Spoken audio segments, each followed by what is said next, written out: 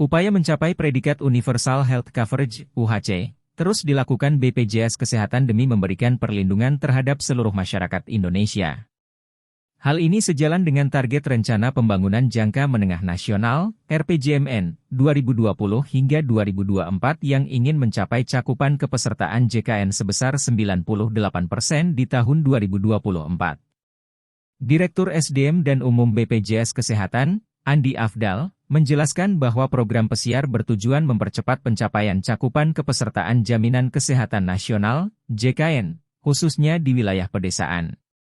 Program ini sejalan dengan target Rencana Pembangunan Jangka Menengah Nasional (RPJMN) 2020 hingga 2024 yang menargetkan cakupan kepesertaan JKN sebesar 98% pada tahun 2024.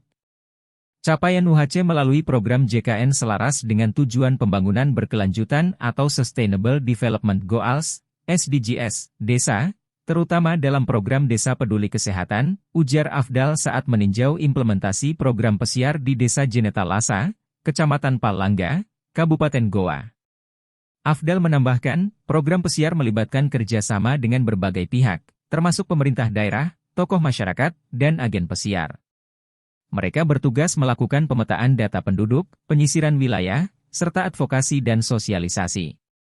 Hasil advokasi ini kemudian dijadikan dasar untuk pendaftaran peserta JKN, memastikan seluruh lapisan masyarakat, termasuk yang di daerah terpencil, terjangkau program ini.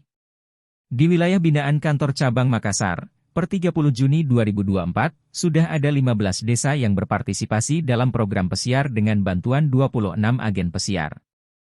Khusus di Kabupaten Goa, 3 desa menjadi lokasi program pesiar, yaitu Bontoala, Jenetalasa, dan Rapolemba, yang berhasil mendaftarkan 2.679 masyarakat. Download Tribun X sekarang, menghadirkan lokal menjadi Indonesia.